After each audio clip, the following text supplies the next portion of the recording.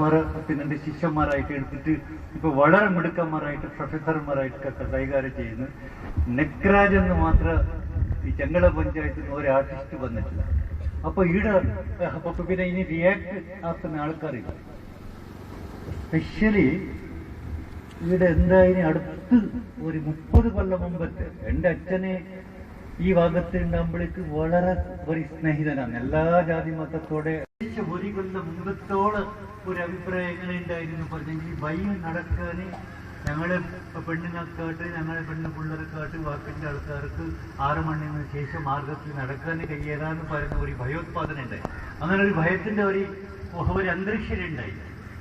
ഇത് ഏതെന്ന് പറഞ്ഞെങ്കിൽ 100% മുസ്ലിംസിന്റെ പെണ്ണുങ്ങളും മുസ്ലിംസിന്റെ പ്രൊഫസേഴ്സ് മുസ്ലിംസ് എഡ്യൂക്കേറ്റഡ് മുസ്ലിം പൊളിറ്റീഷ്യൻസ് ആയിട്ട് നോക്കുമ്പോഴേക്ക് അവരാണ് എൻ്റെ കലാഗ്രാമത്തേക്ക് വളരെ ഏറ്റവും എൻ്റെ അഭിമാനത്തിന്റെ ആളായിട്ട് വന്നത്. അപ്പോ ഞങ്ങൾക്ക് പുറമേലെ കാണുമ്പോഴേക്ക് എന്ത് കാണുന്നെന്ന് പറഞ്ഞെങ്കിൽ മുസ്ലിം അച്ഛൻ്റെ വലകൈയായിട്ട് നിന്നിട്ട് ഈ റോഡ് കംപ്ലീറ്റ് ആക്കാൻ പറ്റിയ 60-65 കൊല്ലം മുമ്പേ കഥ. അപ്പോൾ സിറ്റി ഇങ്ങനെ ഞാൻ കാസർഗോഡ് കാണുന്നത്, ഞാൻ കോളേജിൽ പഠിച്ചിട്ട് കാണുമ്പോഴേക്ക് കച്ചവടക്കാരനായിട്ടാണ് ഈ സീറ്റിനെ ഞാൻ കാണുന്നത്. അപ്പൊ അന്ന് മുതൽ ഇന്ന് വരെ ഞങ്ങൾക്ക് ഏത് സ്റ്റേജിലായിട്ട് ഏതൊക്കെ കണ്ടെങ്കിൽ നമ്മളെ മറൂർ അമ്പലത്തിന്റെ പിന്നെ സീറ്റ് അഹമ്മദാലി അവർക്ക് മിനിസ്റ്റർ ആയിട്ടുണ്ടാകുമ്പോഴേക്ക് അമ്പലത്തിന് മധൂർ അമ്പലത്തിന്റെ പിന്നെ ഇത് മൂടപ്പ സേവന്റെ സമയത്ത് അമ്പലത്തിന്റെ ഉള്ളിലേക്ക് ഇൻസ്പെക്ഷൻ വന്നത്. അപ്പൊ പിന്നെ വളരെ കുറവേ ഉണ്ടാവും. ഒരു പണ്ടത്തെ എൻ്റെ അച്ഛൻ്റെ പിന്നെ ദോസ്തിമാർ എൻ്റെ ദോസ്തിമാരായിട്ടുണ്ട്. ഇപ്പോഴത്തെ പിള്ളേർ ഉപ്പന്മാർ മാത്രമാണ് എന്നെ ഇവിടെ ഓർമ്മിക്കുന്നതാണ്. പിന്നെ കുഞ്ഞിപ്പാറായിട്ട് പിന്നെ അറളെടുക്കാട്ട് ഏത് ഭാഗത്ത് എനിക്ക് കുറേ ലിസ്റ്റ് ഉണ്ട് എൻ്റെ ആ പേര് കേൾക്കുന്നുണ്ട്. അപ്പൊ അങ്ങനെ ആചാര്യന്മാരെല്ലാം കുറേ അപ്പൊ അങ്ങനത്തെ സൗഹാർദ്ദം ഇന്ന് കാണുന്നില്ല. അതാണ് ഈ മാതിരിന്റെ പിന്നെ അവകാശങ്ങൾ ആൾക്കാർ ആർട്ട് ചർച്ചിന്റെ ആൾക്കാർ ക്രിസ്ത്യാനിമാർ ബാക്കിന്റെ ഹിന്ദു മേഖലന്റെ എള്ളക്കാർ ആടെ പിന്നെ ഒരു സൗഹാർദ്ദത്തിന്റെ ഒരു ടോട്ടലി ആ ഒരു ഷെയ്ഡ് കാണുമ്പോഴേക്ക് ഞങ്ങൾക്ക് വേണ്ടത് അതാണ്. ഞങ്ങൾക്ക് വേണ്ടത് അത് ഇന്ന് ഞങ്ങൾക്ക് കുറവാണ് കാണുന്നത്. ഈ ആ ഒരു പിന്നെ പോയിന്റ് ഓഫ് വ്യൂ ഞാൻ പറയുന്നെങ്കിൽ ഈ ഭാഗത്ത് ഇങ്ങനെ ഒരു പരിപാടി ഇത് എടുത്തത് വളരെ അത്യാവശ്യമാണ്. ഞങ്ങൾക്ക് മല്ല അമ്പലത്തിന്റെ ഫെസ്റ്റിവൽസിന്റെ ആ ബോർഡ് നഗരിക്ക് പിന്നെ കയറുന്നത്, പിന്നെ പൈക്ക മണവാട്ടിന്റെ പിന്നെ ഫ്ലെക്സ് ബോർഡിനെ പൊട്ടിക്കുന്നത്, ഇല്ലെങ്കിൽ അമ്പലത്തിന്റെ ബോർഡിനെ പൊട്ടിക്കുന്നത്, ഇത് ഇവിടെ കുറേ ഒരു പ്രശ്നമായിട്ട് ഒരു ദിവസം രാത്രി കൂടെ എന്നെ ഇവിടെ പിടിച്ചിട്ട് നിർത്തി.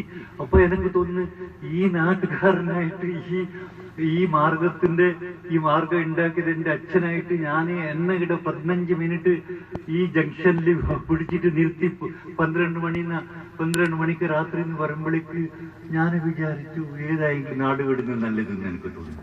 അങ്ങനത്തെ ഒരു അവസ്ഥ. ഞാൻ എവിടെയെങ്കിലും പിന്നെ വേറെ സ്ഥലത്ത് പോയിട്ട് കാഞ്ചനഗംഗ പിന്നെ കലാഗ്രാമം വിറ്റിട്ട് വേറെ പോവാന്ന് പറഞ്ഞു. അപ്പൊ അതല്ല, അത് നേരെ മറിച്ചിട്ട് 4 ദിവസം കഴിയുമ്പോഴേക്ക് ഇവിടുത്തെ ബാക്കിന്റെ സമുദായക്കാര് എനിക്ക് അപ്പൊ ഞങ്ങൾക്ക് വേണ്ടത് ഇന്നത്തെ പിന്നെ നെക്സ്റ്റ് ജനറേഷന് വേണ്ടത് എന്തിനാന്ന് പറഞ്ഞെങ്കിൽ ഇവിടെ സെക്യൂരിറ്റി വേണം.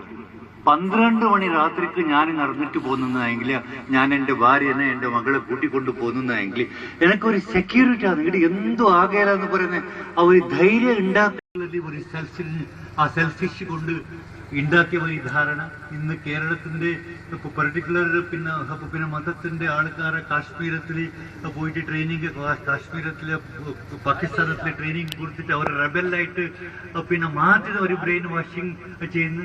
അപ്പൊ അതിന് നേരിട്ട് വാക്കിന്റെ മതത്തിൽ കൂടെ അതിനെ പിന്നെ എതിർക്കുന്ന ആ ഒരു ബ്രെയിൻ വാഷിംഗ് പിന്നെ ആക്ടിവിറ്റീസ് വരുന്നു. എനിക്ക് തോന്നുന്നു ഈ ബ്രെയിൻ വാഷിംഗ് ആക്ടിവിറ്റീസ് ഞങ്ങൾക്ക് ഒട്ടും ആവശ്യമില്ല. നമ്മൾ ആലങ്കോട്ടിലെ അമ്പലത്തിന്റെ പിന്നെ അഷ്ടമംഗല പ്രശ്നത്തിന്റെ സമയത്തിൽ ഞാൻ കണ്ടു ഇവിടുത്തെ ആൾക്കാർ എത്ര സഹകരിച്ചെന്ന് പറഞ്ഞിട്ട്. പിന്നെ ഡൽഹിയിലുള്ള അപ്പപ്പോ ഞാൻ പോയിട്ട് പിന്നെ മസൂറിൽ കൂടെ ഞാൻ പിന്നെ ക്ലാസ് എടുക്കുന്ന ഒരു മനുഷ്യനാണ്. അപ്പോൾ 3 മണിക്കൂർ ഇതിനെ പറ്റിയിട്ട് പറയുന്നുണ്ട്. ഓരോരോ സംഘത്തിനെ പറഞ്ഞിട്ട് നിങ്ങൾ ബോറാക്കാൻ ഇഷ്ടമില്ല. ബാക്കിന്റെ ആൾക്കാർ കുറെ ആൾക്കാർ പ്രഭാഷണം ഇവിടെ ചെയ്യുന്നുണ്ട്. ഞങ്ങൾക്ക് ഇവിടെ വേണ്ടത് എന്തിനാണെന്ന് പറഞ്ഞെങ്കിൽ ആർട്ടിസ്റ്റുമാർ ഇവിടെ ജനിക്കണം, സാഹിത്യമാരെ ഇവിടെ ഉണ്ടാക്കണം, നോവലിസ്റ്റ് ഇടക്ക് വരണം. ഏത് ഭാഷയിൽ കൂടെ ആയിട്ട് ഇംഗ്ലീഷ് മീഡിയം സ്കൂളിലൊക്കെ വന്നത് കൊണ്ട് ഇംഗ്ലീഷിൽ തന്നെ സംസാരിക്കുന്ന ഞങ്ങൾ പിള്ളേർ തന്നെ ടൈ ഇട്ടിട്ട് ഇംഗ്ലീഷ് കൊണ്ട് സംസാരിക്കുന്ന പിള്ളേർ നമ്മളെ ഈ ഇടലി വരട്ടെ. മാത്രം റെബല്ലായിട്ട് ആ പോക്രിതനാക്കുന്നത് ഗുണ്ടാഗിരിസം നമുക്ക് ചെയ്യാതാണെങ്കിൽ അവർ